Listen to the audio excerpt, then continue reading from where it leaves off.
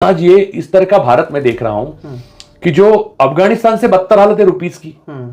हमारा देश अंदर से और बाहर से पूरी तरह से खोखला बन चुका है। चीन के सामने आपको चीन यहां पर हमारे ऊपर हमला करके आया, लद्दाख और अरुणाचल पे उसका आंख है और वो कभी भी कब्जा कर सकता है। ये प्रधानमंत्री ज्यादा दिन रहे तो ये डील करेंगे यूएस के साथ, ऐसे ही झुक जाएंगे उनके सामने। और वैसे ही हुआ। उन्होंने कहा था चाइना पे एक शब्द नहीं बोलेंगे, कितने 4 साल से लगातार बोले, चीन चीन पे बोलेंगे नहीं बोल रहे हैं। तो ये सारा जो मामला है उसमें भारत का देश फंस चुका है और जिसने फंसाया वो अभी भी सत्ता में है। ये किसी भी अन्य देश में नहीं हो सकता। कि देश का डंका बज रहा है। मोदी जितना कोई सरेंडर नहीं कर सकता, क्योंकि और हर चीज को पिरोने वाली एक ही शख्सियत है, भारत के प्रधानमंत्री। और तानाशाह होने के बावजूद ये तो मानना पड़ेगा वो अपने देश की रक्षा के वो कोताही नहीं बरत रहे हैं, या उनके राज को एक्सप्लॉइट करके कोई उनको ब्लैकमेल नहीं कर पा रहा है।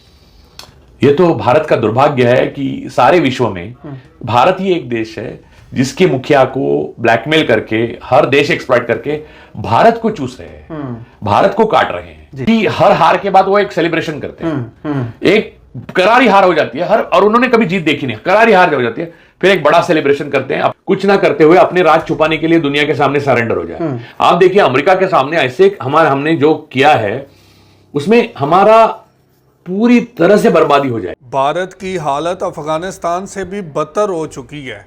एक तरफ से चाइना हमारी ज़मीनों पे कब्जे कर रहा है और दूसरी तरफ हिंदुस्तान अंदर से खोखला हो चुका है। हम लोग पाकिस्तान से लड़ने की बातें करते हैं, हमारे अंदर इतना दिल गुर्दा नहीं है कि पाकिस्तान का मुकाबला कर सकें। हमारी हालत तो अफगानिस्तान से भी बदतर होती जा रही है। हिंदुस्तानी मीडिया आज ये बात तस्लीम कर रहा है कि पाकिस्तान के साथ लड़ने की हमारी ताकत नहीं है और अंदर से हिंदुस्तान खोखला हो चुका है। जो पाकिस्तान को ये बात कहते हैं कि पाकिस्तान भिखारी बन चुका है, पाकिस्तान मांगने वाला है, आज हिंदुस्तान के अंदर बैठकर उनके अपने तज्जियाकार पत्रकार ये बात कर रहे हैं कि हिंदुस्तान अंदर से खोखला हो चुका है। तो हिंदुस्तानी मीडिया पे क्या बात की जा रही है, आज इसी हवाले से वीडियो है। पहले वीडियो देख लेते हैं, फिर करते हैं इसके ऊपर बात।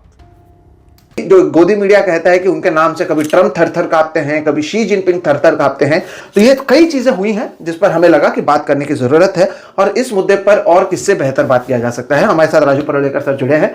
तो एक आदमी को बचाने के लिए 140 करोड़ मर रहे हैं, एक आदमी के राज बचाने के लिए।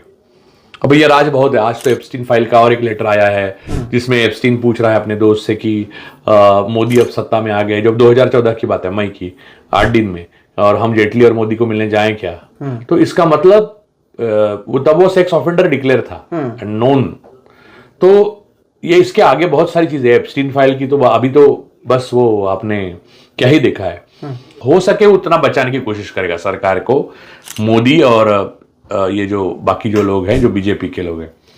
फिर भी वो अगर कहते हैं कि मुझे ऐसा महसूस हुआ जबकि चीन अंदर आ रहा था और मुझे इंस्ट्रक्शन, क्योंकि सेना, ये लोग जो भक्त लोग बोल रहे हैं उनको कुछ मालूम नहीं है, सेना को पूरे ताकत यानी पूरा अपने दे दिया है, फुली छूट दी, ऐसा नहीं होता है।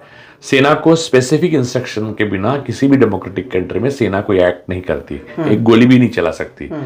तो वो चाइना को देखते हुए नरवणे साहब ने इमीडिएटली मंत्रालय में यानी कैबिनेट में फोन किया। वहां पर उन्होंने लिखा है कि ढोवाल थे NSA, फिर राजनाथ सिंह थे, फिर प्रधानमंत्री, सारे लोगों पर उन्होंने बताया कि ये ऐसा है। तो उनको अनुमति चाहिए थी, क्योंकि देखिए minister of external affair is a democratic affair. Ministry of external affair military के अंडर नहीं आता हमारे देश में। तो अगर आप उस देश के साथ ताल्लुकात जैसे रखना चाहते हैं उस हिसाब से मिलिट्री एक्ट करती है, ये बात समझिए आप बात को। तो मोदी इंडिसिसिव थे, उन्होंने जवाब नहीं दिया NSA, और वो बोले 2.2 घंटा वो लगातार बेचैन रहे। और आखिर वो राजनाथ सिंह का बात होती है तो वो कहते हैं जो उचित समझो वो करो। यानी ऐसा कोई निर्देश ही नहीं जिससे हम तय कर सके। यानी एक जनरल के लिए इससे हताशा की बात क्या हो सकती है, जिसने अपने जीवन भर देशभक्ति, मातृभूमि, ये सब पढ़ा होगा ज्ञान प्रबोधिनी में, उसको ऐसे एक पल पे जो सरकार जो उसके विचारों की थी, उसने, उसके प्रधानमंत्री ने इंस्ट्रक्शन पे बोला गया, उसके रक्षा मंत्री ने, कि जो उचित समझो वो करो, तो उन्होंने आगे लिखा है। मैंने इतनी हताशा महसूस की कि मुझे उस वक्त पता चला कि मैं कितना अकेला हूं, मेरी पूरी सिस्टम मेरे साथ नहीं है। ये सारी इनकी मोडस ऑपरेंडी है। तो ऐसे में इन्होंने जो एक्सप्रेशन दे रहे हैं जनरल अपनी किताब, तो उन्होंने बोला मेरे और अब मेरा काम तो हो गया, मैंने प्रकाशक को दे दी है यानी पेंगुइन को, और मिनिस्टर ऑफ डिफेंस ने उनको अटका के रखा है।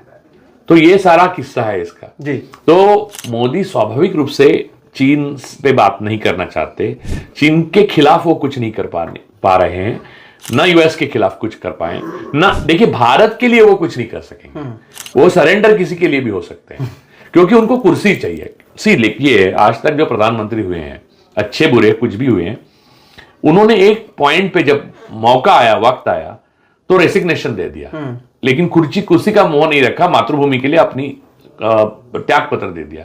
ये पहले प्रधानमंत्री है जो मातृभूमि को अपने लिए त्याग पत्र देने पे मजबूर कर रहे हैं। पूरा देश संकट में है इनकी वजह से।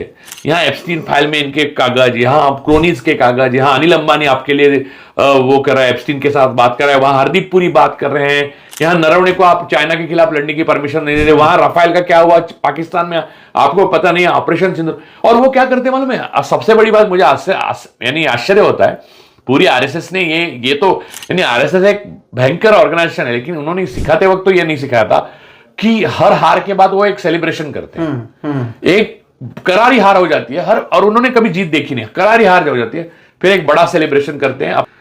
हार हुई है, आप अपने चमचों को बुलाएंगे 300 200 जो भी है, और उनसे हार वार पहनावाएंगे, उनको हार पहनाएंगे और बस खुश हो रहेंगे। और सारा मीडिया आपने गुलाम बना के रखा है, वो अरुण पुरी, कलीपुरी, वो सब जाएंगे एक दिन, लेकिन वो जाएंगे तो मैं नहीं चाहता कि ऐसी किसी पर वो आए, क्योंकि जो मजे किए हैं उन्होंने उसका कॉन्सिक्वेंसेस भी है।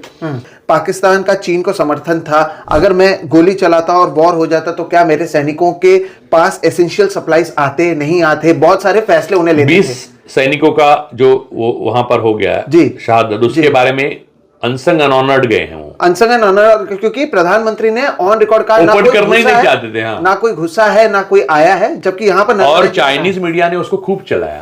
और जो मैं पहले विश्वास नहीं रखता था, ऐसी जो कॉन्स्पिरेसी थियरीज है मैं ज्यादा विश्वास नहीं रखता, लेकिन सुब्रमण्यम स्वामी बार बार बोल रहे थे कि चाइना के पास कुछ राज है, जैसे यूएस के पास भी है, अब तो पता ही चल गया, तो इसलिए ये बात नहीं करते चाइना के खिलाफ कि हर हार के बाद वो एक सेलिब्रेशन करते हैं। एक करारी हार हो जाती है और उन्होंने कभी जीत देखी नहीं, करारी हार हो जाती है, फिर एक बड़ा सेलिब्रेशन करते हैं, कुछ ना करते हुए अपने राज छुपाने के लिए दुनिया के सामने सरेंडर हो जाए। आप देखिए अमेरिका के सामने ऐसे हमने जो किया है उसमें हमारा पूरी तरह से बर्बादी हो जाएगी हमारे कृषि क्षेत्र की। हमारे लिए 18% टैरिफ और अमेरिका को हम 0% टैरिफ। अब ये बोलेंगे हम मानते नहीं है, हम क्या मानते नहीं है यार, वहां पर सारे विदेश मंत्री, खुद ट्रम्प साहब ने बोला है, और ट्रम्प साहब ने जब ये ट्वीट डाला तो मोदी कह सकते थे, और ट्वीट भी देखिए ट्रम्प साहब ने जो ट्वीट डाला है हमारे लिए वो, और उन्होंने अन्य देशों के लिए जो ट्वीट डाले उसमें भावना का फर्क देखिए, टोन का फर्क है। टोन जो है वो बाकी देशों में रिस्पेक्ट का है और हमारे लिए कोई रिस्पेक्ट नहीं, उन्होंने ऐसे ऐसे लिया है। भारत एक ताकत था साउथ एशिया का, और भारत में नाम से लेके हर मूवमेंट में भारत ऐसा आगे था और ऐसा ताकत था। पाकिस्तान तो हमारे सामने कुछ नहीं था, हम चाइना से बराबरी कर रहे थे आखिर तक मनमोहन की सरकार के। लेकिन आज ये इस तरह का भारत मैं देख रहा हूं कि जो अफगानिस्तान से बदतर हालत है रुपीस की। हमारा देश अंदर से और बाहर से पूरी तरह से खोखला बन चुका है, और वो सिर्फ एक आदमी के राज छिपाने के लिए हो रहा है। चाइना से तो है, मैं इसी पे आ रहा था, चाइना के ही शब्द पर आ रहा था। पाकिस्तान शब्द आते ही, क्योंकि प्रधानमंत्री ने राज्यसभा में गुरुवार के दिन बात की, हमने पाकिस्तान में ये किया, हमने वो किया, कांग्रेस ने कुछ नहीं किया, गरीबी बढ़ाई, कई सारी चीजें बोली।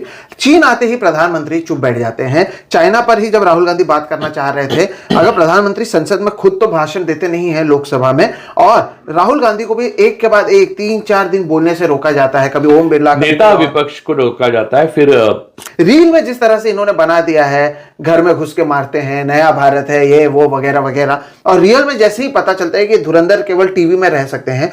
चीन के सामने आपको चीन यहां पर हमारे ऊपर हमला करके आया, लद्दाख और अरुणाचल पे उसका आंख है और वो कभी भी कब्जा कर सकता है, ये प्रधानमंत्री ज्यादा दिन रहे तो।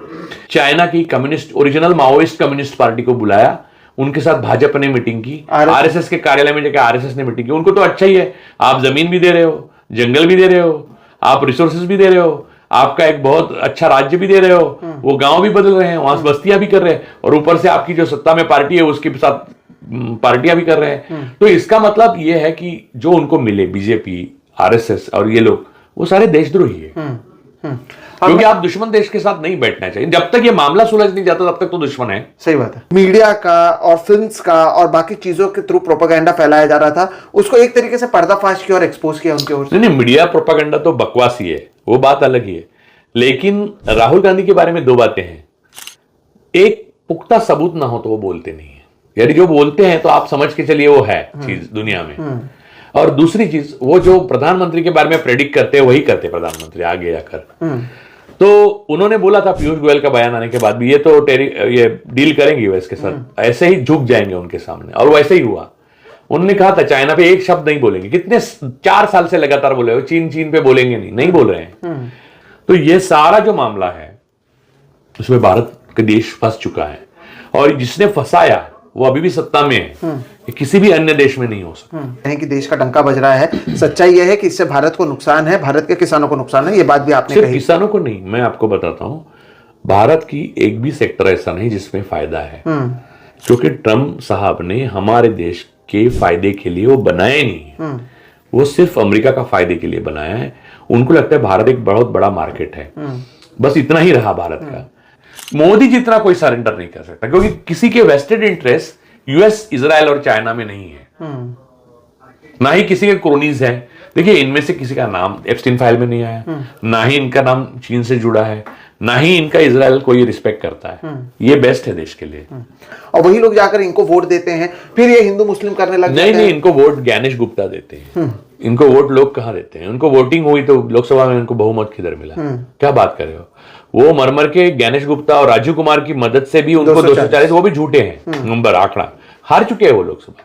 लोग वोट नहीं देते इनको लोगों की वोट्स की परवाह नहीं है, क्योंकि चुनाव आयोग को इन्होंने पूरी तरह से हाईजैक कर लिया है। चुनाव आयोग को हाईजैक इसलिए करना पड़ा क्योंकि इनकी नीतियां थी, वो लोकप्रियता नहीं पा सकती, ये उनको पता चल गया।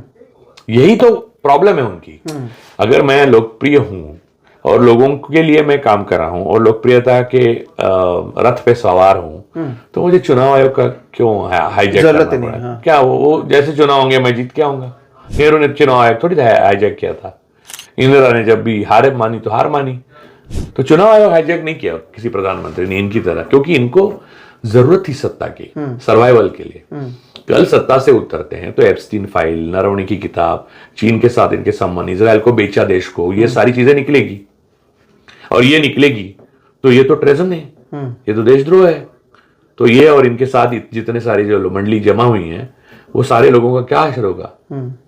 कि इनकी छवि इस पर बनी थी कि ये एकदम मजबूत नेता हैं। जैसे मैंने उदाहरण दिया, मजबूत का मतलब बॉडी से है क्या? बॉडी मास से तो नहीं है नहीं। लेकिन आप अपने सेना को भी अगर छोड़ देते हैं तो ये आपके पर्सनालिटी के बारे में क्या दर्शाता है? और उसके बाद जिस सेना के नाम पर आपने 2019 में वोट मांगा, जिस सेना के नाम पर ऑपरेशन सिंदूर के बाद आप देश भर में घूमते रहे, उसी सेना के एक अधिकारी को आप झूठा ठहराने पर लग जाते हैं, उनके किताब को रिलीज नहीं होने देते हैं। ये इनकी जो दो चीज पर ये जीतते थे, एक तो हिंदू मुस्लिम करते हैं वो हमें पता है, दूसरा देशभक्ति के नाम पर जो पूरा चीज करते थे। एक तरीके से उनको एक्सपोज जो है इस किताब से हो रहा है, जिसकी बात आप ये किताब कांग्रेस, नेहरू, मैं, पाकिस्तान, मुसलमान हमेशा के लिए मना करना चाहिए।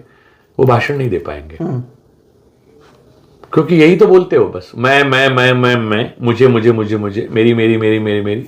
कि इन्होंने इसी हफ्ते नेटफ्लिक्स पे धुरंधर आई, जिसमें ये घर में घुसकर मारते हैं, ये करते हैं, वो करते हैं, ऐसा जो पूरा प्रोपेगेंडा दिखाया है। आप पे धुरंधर का बहुत परिणाम हुआ है लगता है। मैंने देखी नहीं, मैंने देखी और मैं इतना हंसा, मैं उसके बारे में भी आपको बताऊं कि मुझे लगा था कि शायद क्रिएटिविटी के थ्रू इन्होंने प्रोपेगेंडा किया होगा, लेकिन नहीं। देखिए, मैं एक बात बताता हूं, दो चीजें हैं। मैं Sohit by rule, as a rule में दो चीजें नहीं करता आजकल। एक, जिसमें आतंकवादी सिर्फ मुस्लिम दिखते हैं, वो फिल्में नहीं देखता, क्योंकि हमने गए 6 साल में देखा है कि ज्यादातर आतंकवादी या खुफिया जो है पाकिस्तान के, वो हिंदू थे। कुरुलकर तो मेन उदाहरण, और भी है। वो भागवत लेडी थी, यहाँ पर पकड़ी गई, और औरंगाबाद में, यानी संभाजी नगर आप कहते हैं, वहां पकड़ी गई। वो सारे तो हिंदू थे और ब्राह्मण भी थे।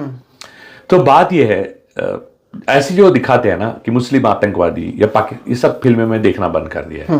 क्यों? हमारा चीन दुश्मन नहीं है, दिखाओ ना फिल्म में, आप ताकत दिखाओ जरा। फिल्म में दिखाओ कि चीन दुश्मन है और अरुणाचल कब्जा कर रहा है और आप उससे लड़ रहे हैं, और वो क्या बोलते हैं अपना, वो रियल लाइफ में नहीं, कम से कम फिल्मों में तो करेंगे। हाँ, नरवणे सुन रहे हैं, नहीं माधवन सुन रहा है कि जो है उचित है वो करो, और माधवन फोन रख देता है और फोन की तरफ 10 मिनट देखता रहता है, वहीं अंध हो जाता है फिल्म का।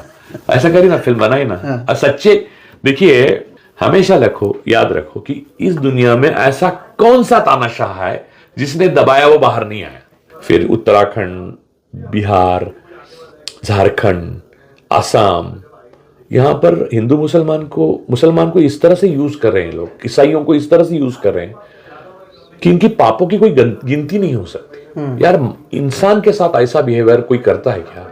प्रधानमंत्री की छवि क्या इस देश के ऊपर है? क्योंकि अब भी ऐसा लग रहा है। ऐसा कुछ नहीं है, ऐसा कुछ नहीं है। ये सब जो उनके किराए के जो लोग हैं वो लोग बना रहे हैं, वो सब बकवास है।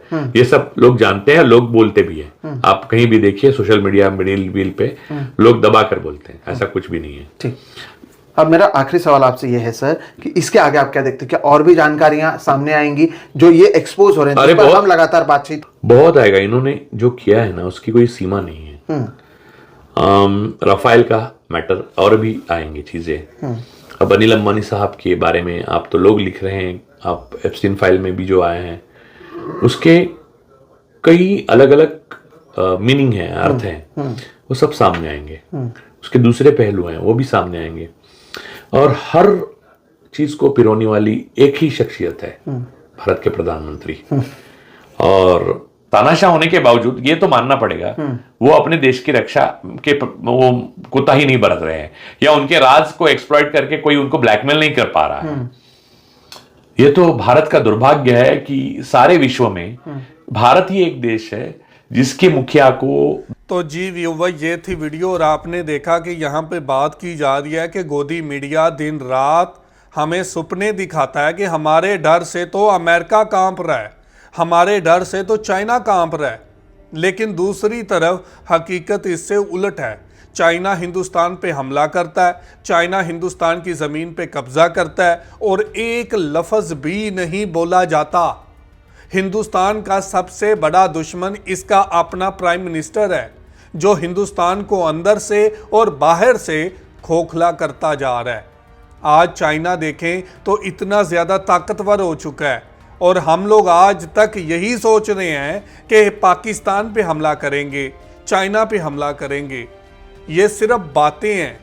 जब चाइना भारत के ऊपर हमला करता है तो भारतीय प्राइम मिनिस्टर एक लफ्ज़ भी नहीं बोलते।